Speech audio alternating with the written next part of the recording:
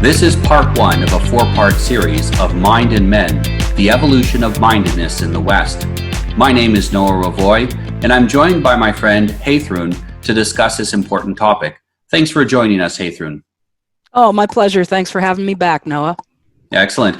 You know, as people of the West, it's important that we understand how our psyche developed, how our unique culture developed, and how it was organized. Because these thousands of years of development have a big impact on how we function today, and also why we sometimes don't function or why our cultures break down when we go against the natural order. You have a very interesting quote here from Heraclitus. Could you please read that for me? Yes, the quote goes like this.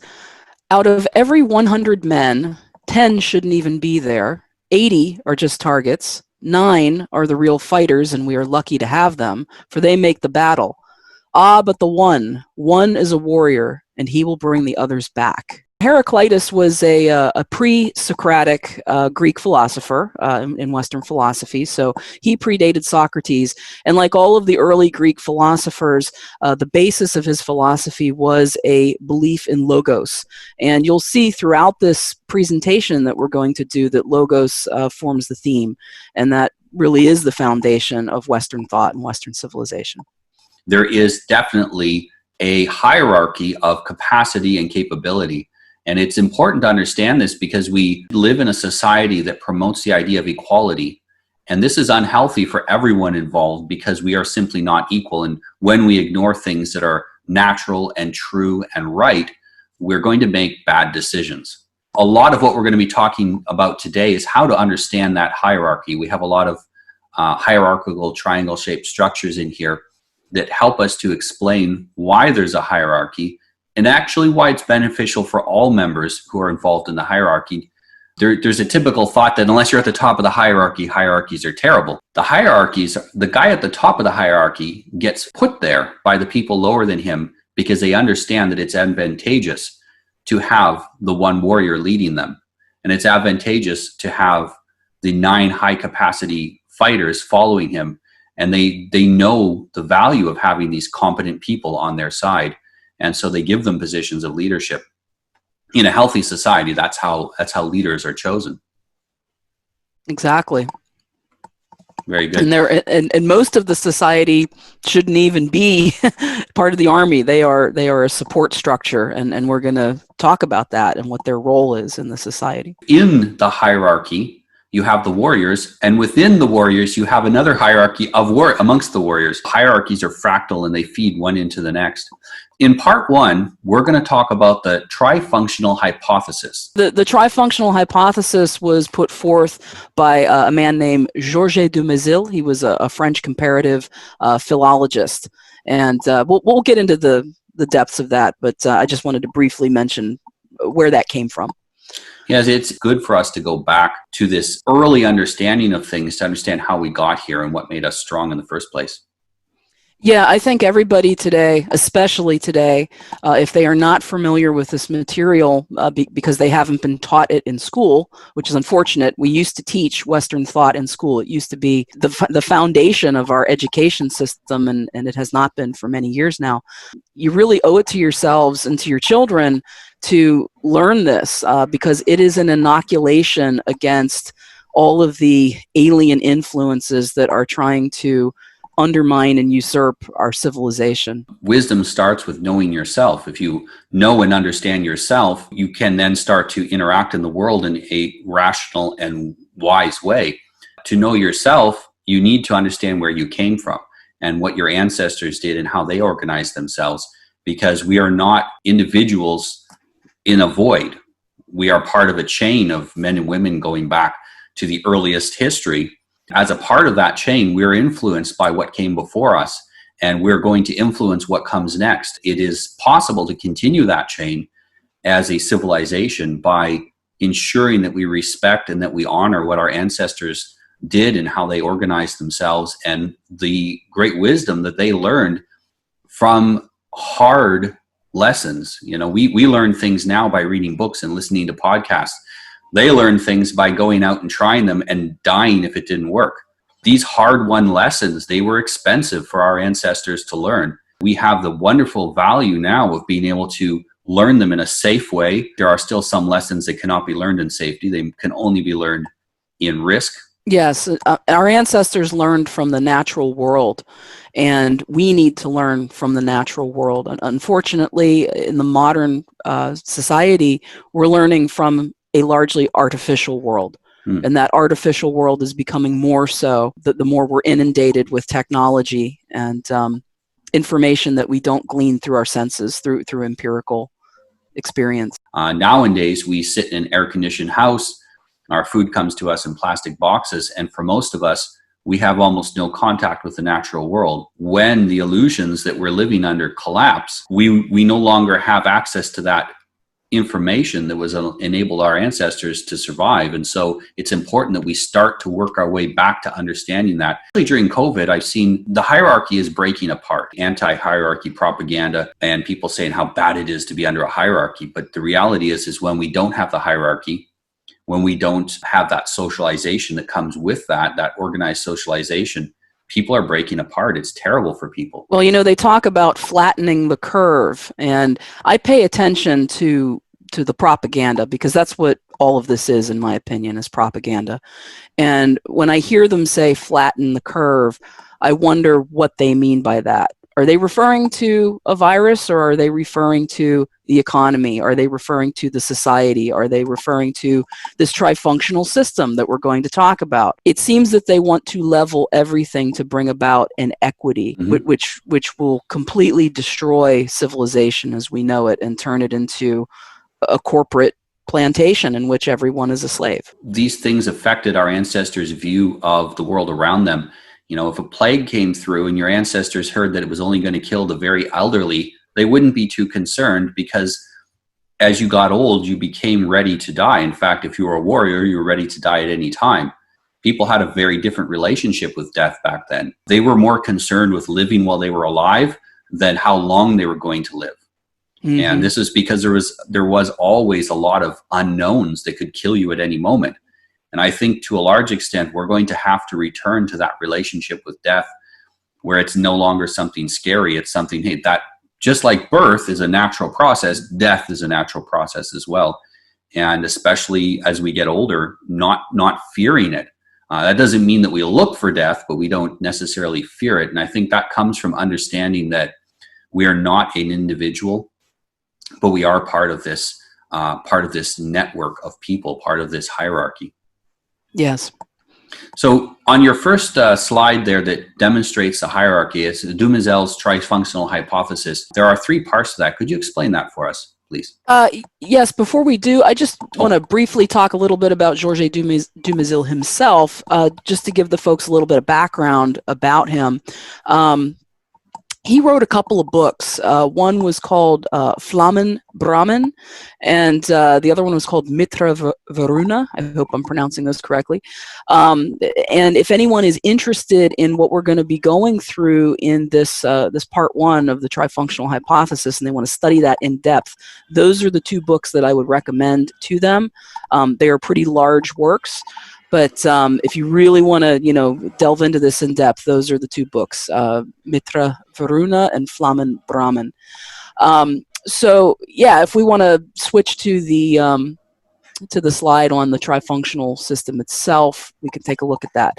So DUMÉZIL hypothesized that Proto-Indo-European societies were structured in 3 classes or castes. Okay, and the class or caste that formed the majority and the basis of that society was the economic caste. And this consisted of your average Joes, average Janes. These would have been, in Europe, largely free peasants. So these would have been land-owning peasants or herders, skilled workers, people who produced things of value, whether it was food or goods or children. Children are also considered part of the economic output of a people. Landsmen, merchants, craftsmen, these all comprise the economic caste, and they would have produced the wealth of the society. Above that would have been the martial caste, And the martial caste, these were your warrior aristocracy. These individuals would have risen out of the economic caste. These would have been the men who, through their economic success, set up what we used to call manors or estates. They would have been viewed as the sort of the wise men in their particular village, who would be looked to in times of strife to make peace when there was disputes, to rule on matters of law, to rally men together to protect the commonwealth of the people. So these would have been like your chieftains, and they would have been called earls later on, earls or lords. And these types of men, they had great wealth, they had great influence, and they would gather unto themselves retainers who were called thanes. These would have been career soldiers, men who literally served in a martial capacity for life. And they would have been attached to a lord through something called a hold oath. And they would have comprised this martial caste. And then at the very top, you would have what was called the sacral caste. The sacral caste was traditionally a priest caste, but it's not the type of priest caste that we might think of today. The priest caste among our ancestors, they were more of judges and shamans. And in the Germanic specifically, the sacral caste is bifurcated into two sort of subcastes. The one governing what we would call the secular world or the outer world, and then one governing the spiritual or the inner world. So you would have what were called sacral kings or priest kings, who literally were the finders of the law. They were the highest law in the land. So if, for example, you had a bunch of chieftains who were kind of lesser kings, out of those lesser kings would have been elected this high king or this sacral king. And they were elected, by the way. Our Germanic ancestors had a very different form of government than what we're used to in the modern world. They had to come from the consent of the people, and they were answerable to the consent of the people.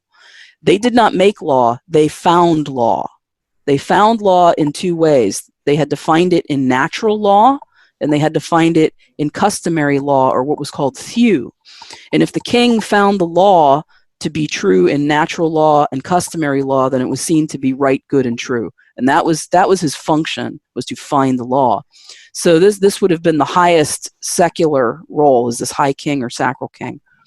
In the spiritual or the outer, or I'm sorry, not outer, but the otherworldly sort of function, we had our shamans and magicians. These in the Germanic would have been the Vulhur, which is the feminine, and the Vitker, which is the masculine. These were people who had enormous spiritual power, and they were not actually members of the tribe. They were outside of the tribe and above the tribe. They were not subject to tribal law. And the reason for this is because they were seen as being between the worlds. They walked between the worlds of men and the world of the gods. They were mediators between those two worlds. And they had the power to do what was called to act upon the wird, or the fate of the people. And in order for them to do that effectively, they had to be outside of that. If they were inside of it, they were subject to it. So by being outside of it, they were able to act upon it. And a Vulva or Vitki was actually above a king in power and authority. Now, they didn't often interfere with the regular goings-on of a tribe, but a Vitki or Vulva literally could go out on a field of battle between two warring kings and stop that battle from occurring, because they had the spiritual authority to do so. Now, they would do this only in very severe cases, of course, when the weird of the people, or the weird of the natural balance, was going to be so disrupted that they had to go and set that right. I'm trying to remember the exact story from I think it's in Saxo Germanicus that he or maybe it was Tacitus. But when the Romans came to speak with the Germans, they were actually met by a Vulva. They were not allowed to speak to the king until they first spoke with the Vulva, who was the wise woman. So they had to be vetted by her first before they were even allowed to speak to the king. So that's the very highest of the system there.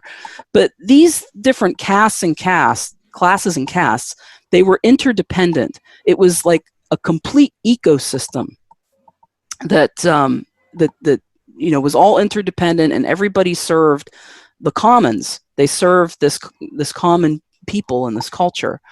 And this was a successful way of life for us for thousands and thousands of years. I mean, this goes back to when we were in the Indus Valley. And in fact, if you look into the Aryan roots of the Indian socioeconomic system, you'll see the same caste system. I think it's the Shudras at the bottom, and then the Kshatriyas were the warrior caste, and then the Brahmins were the sacral caste. But it's the same system. There was also an undercaste. Now, I don't have it shown on this slide because it wasn't part of the tribe. But that undercaste would have been considered a slave caste. These were people who were not sovereign, were not free. So anybody who would have been acting as a serf or a slave or a bondsman, they would have been considered what was called a thrall. You mentioned this worked for us for thousands of years. Mm-hmm. And to a large extent, this was what we were doing up until the world wars started. Yes. And it was only with the collapse of European monarchy that we started to shift away from this. Even in the US, in America, many of the large estates were run kind of like that. You had a noble class running a large estate, large farms that were being worked by people in the economic class. When you see someone trying to tear down the idea of our traditional hierarchies, what they attack is the sacral class and the martial class. To remove those top two classes, the connection they have and the mutual dependence they have with the economic class, this allows them to position themselves on top of the economic class rather than have them as part of this mutually reciprocal, mutually beneficial roles that we see here. A lot of people, they don't realize how much the nobles actually depended on the economic class because the nobles did not produce food. That's correct. Yeah. If they drove, and neither the warriors nor the kings nor the judges, priests, magicians, none of them produced food, or other goods that are necessary for survival. And if they treated the economic class poorly enough, people would leave, people would flee. There were times when that was extremely difficult, but production does decrease the worse you treat people. Anyone who's been a boss of people understands that.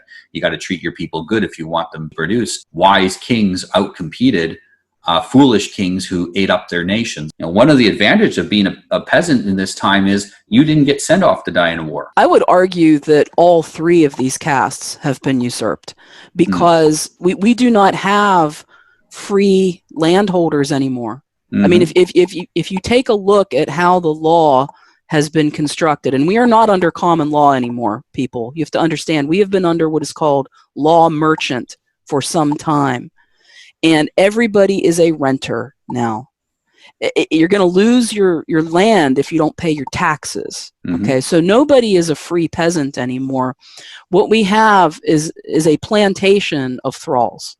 We have all been reduced to this thrall caste that I don't even show on this slide.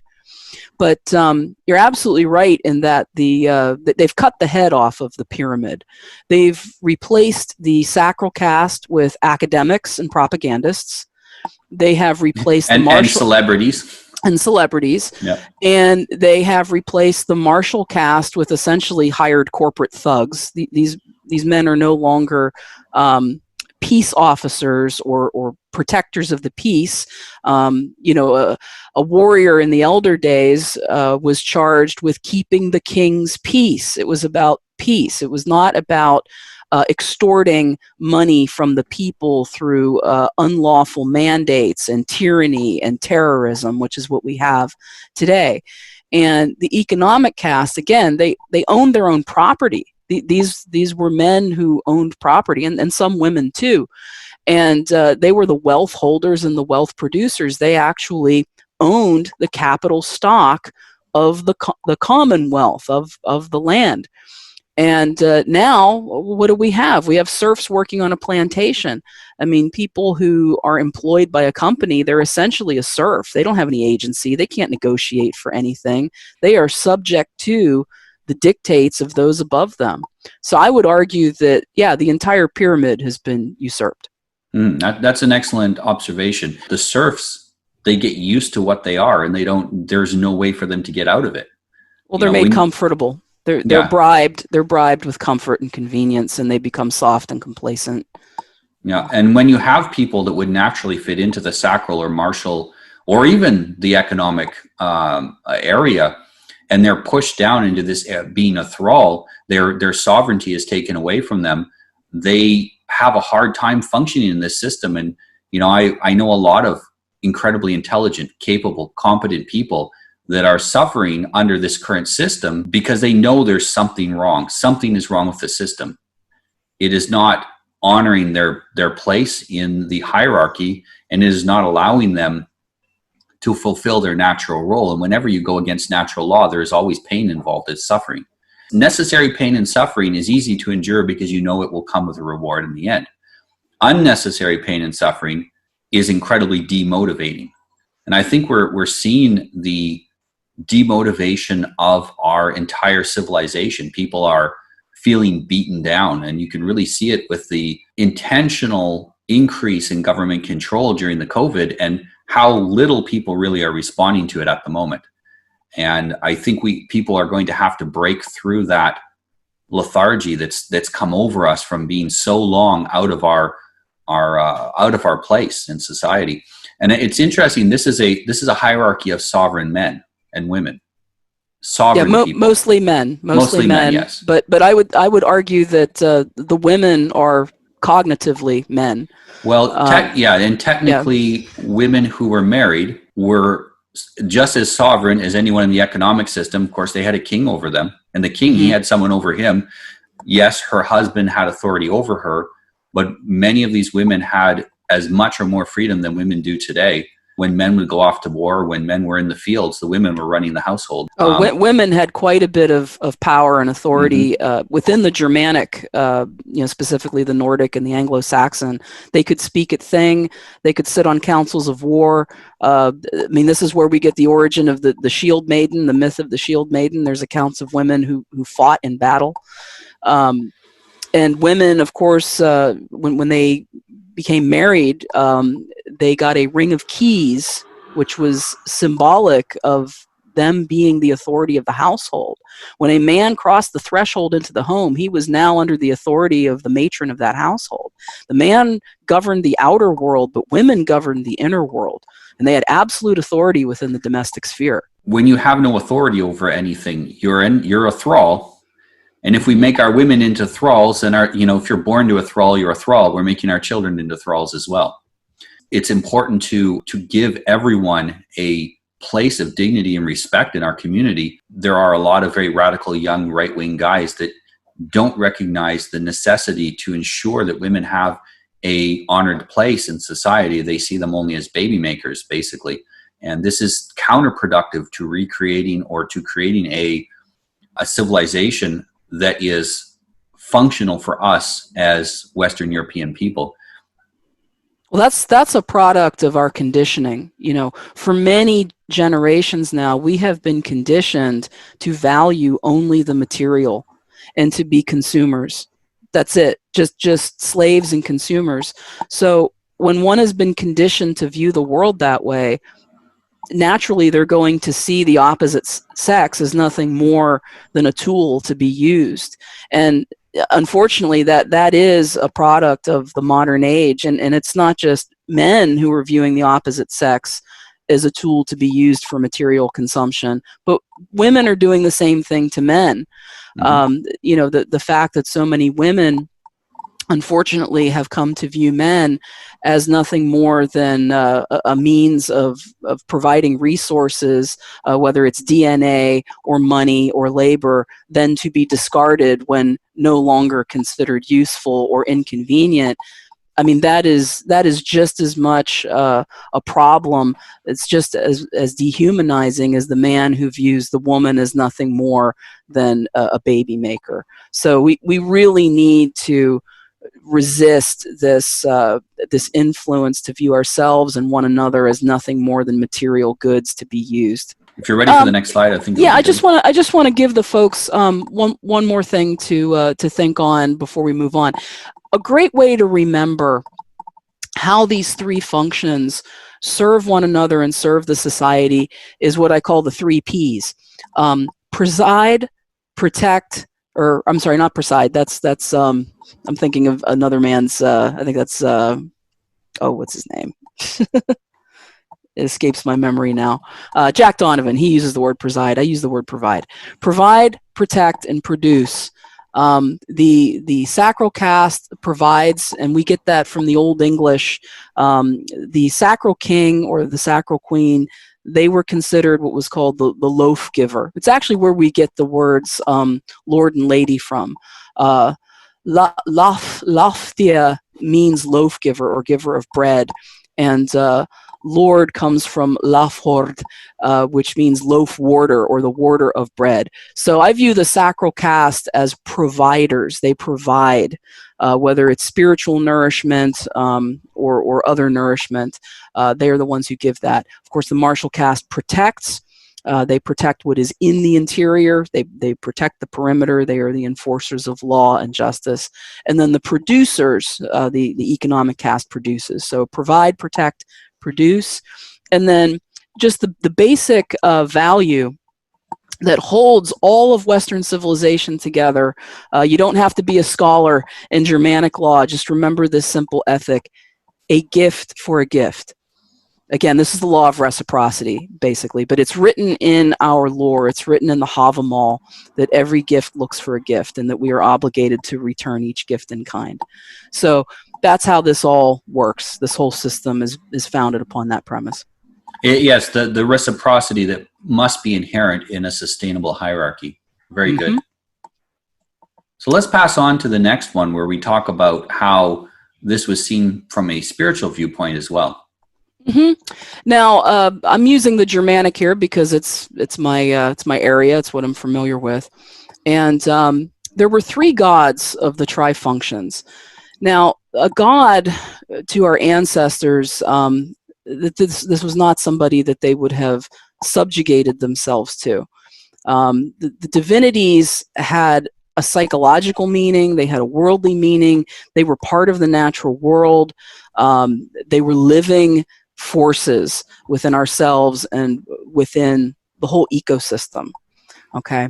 And each one of these gods, I consider these 3 sort of the proto-father gods or the proto-patriarchs, because each one governs a different aspect of the civilization. These would have been, for the sacral caste or the first function, Wodanas, which is where we get Woden or Odin or Othin from. This is the All-Father, for those who may be heathen and are familiar with that. For the second function, or the martial caste, this would have been Thunras. This is where we get Thor or Thunor or Donor from. The hammer-wielding, basically he's the epitome of masculine virtue, courage, strength, fortitude. And then Ingvas, or Ingefrey, or Freyr, as he's sometimes called. This is the virile god of the third function of fertility. He is often seen as having a large phallus. So he's the father of the producer caste. And each one of these sort of governed each one of these social groups and was their patron. So this is, each one of these gods sort of epitomized what was ideal within that particular caste. This was the model that one should aspire to based on his role in society. Yes, our old societies, the wisdom was not necessarily passed down in books. It was mostly passed down in stories. And there's an advantage to that you can read or not read a book. You can understand it or not understand it. But when you live in a oral tradition culture, there's a lot of care to make sure the oral traditions are passed down, because you can't skip a generation. It needs to be, everybody needs to understand this. And it requires you to invest time and attention to hear the stories, to remember them, and then to repeat them to your children. So you become not just a learner, but a teacher as well. And so it really inculcated it into the minds of people. But when we tell stories, stories are not a set of facts. Stories are a narrative, and narratives require entities in those narratives in order to tell the story. And it's very effective to use these gods as these gods are the entities within the stories that help allow the culture to be passed down and maintained over time. Now, I didn't include it in this slide, but as I mentioned earlier, the first function was bifurcated among the Germanic peoples. And so Wodanaz would have been the god associated with the supernatural.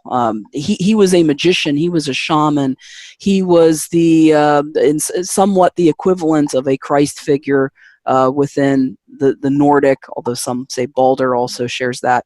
But, Odin is the one who hung on the tree for 9 nights and gleaned the wisdom of the runes and sacrificed one of his eyes in order to gain wisdom. He is the magician, shaman, warrior shaman of the Germanic peoples. But in the secular world, the god of the first function there would have been Tyr or Tewaz, Tyr Tu. That is the god who is associated with law and justice and kingship. Even though I don't have it on here, just because Wotanaz is sort of considered the highest. If it was purely secular, that would have been more of Tyr's area, and Odin is more of the supernatural, otherworldly area. I think everybody here is familiar with Thor and the image of Thor, Thunraz, with his belt that gives him great strength, and his hammer with which he warded off the giants, the chaotic forces in the natural world. And he really does epitomize the masculine virtues of courage, strength, honor, all of that. But essentially, what we're talking about here is the evolution of consciousness within the human species. And Ingvaz, he's part of an older race of gods known as the Vanir, and they were chthonic. They were basically earth deities. They lived in the earth. They were of the earth. Very much a feminine or matriarchal type of structure there.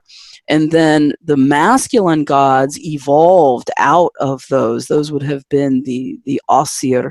Now, it doesn't state in the elder text that they evolved out of those gods, but that's how I view them. That's how I interpret this story of the evolution of these different races of gods, because they came next.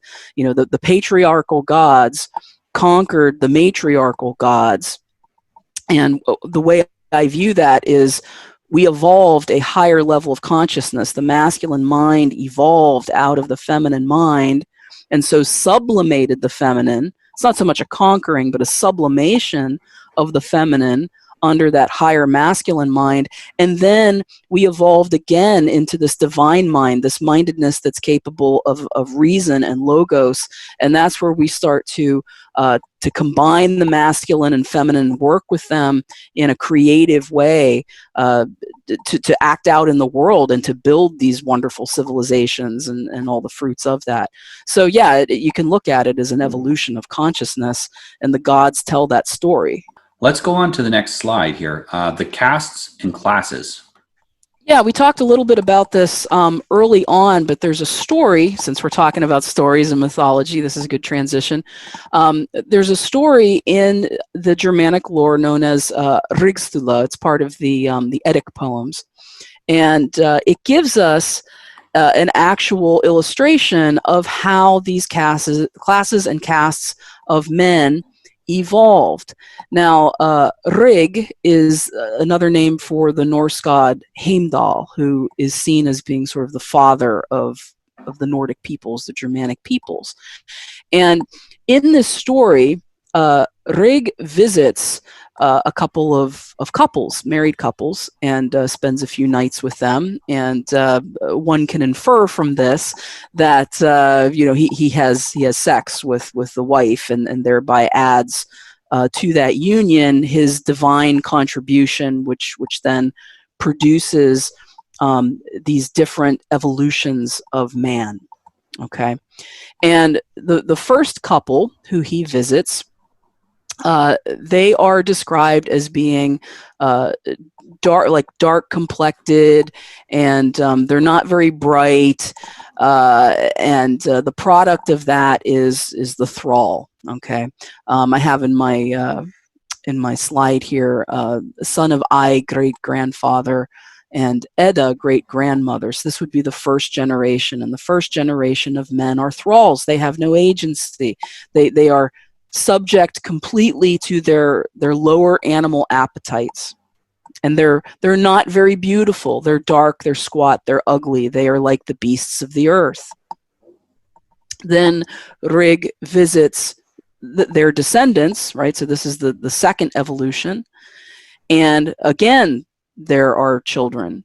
But this second generation, they're a little bit better in quality.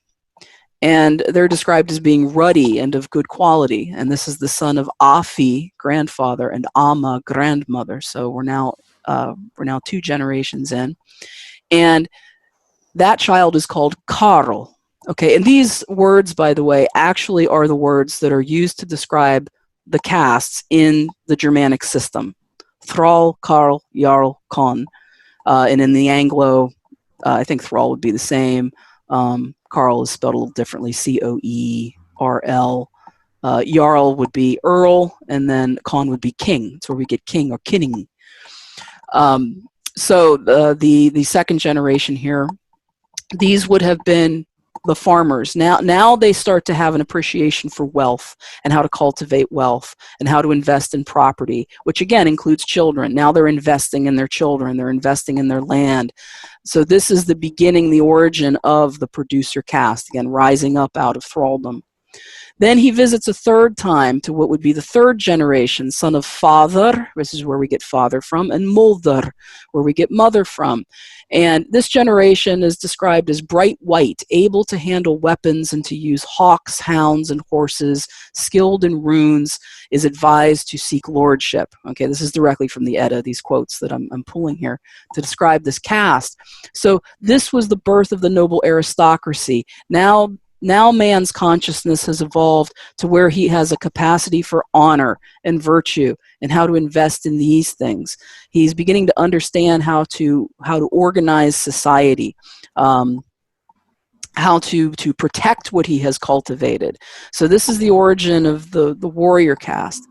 And then finally he visits a fourth time, and this is the birth of the fourth generation.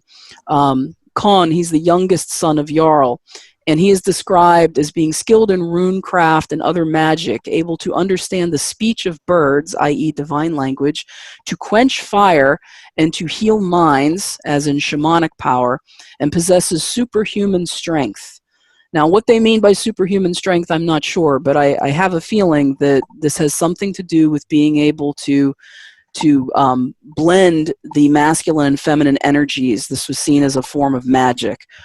To be able to bring that forth. And this is the highest level of consciousness that man evolves.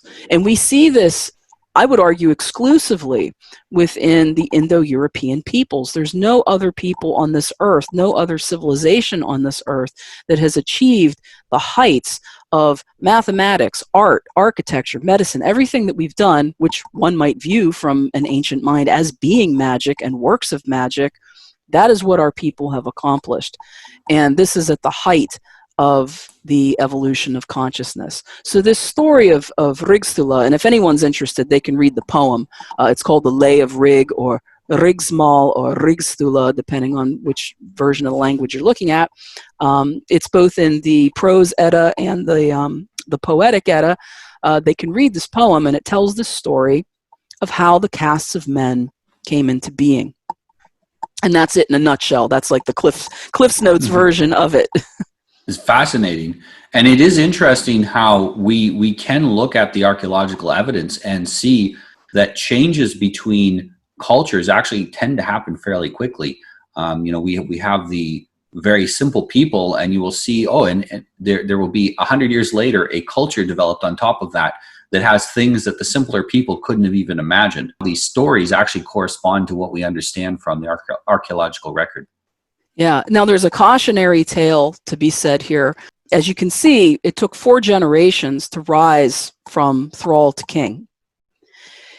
It could also be argued that it takes 4 generations to fall from king to thrall. And I think we have seen that in the last 4 generations since the boomers, unfortunately. And in many traditions, including our Western tradition, if you go back and read some of the history, you'll find that a slave could not attain full citizenship for 4 generations. In other words, if a slave was freed, he was not considered a full member of that people until the 4th generation of his bloodline.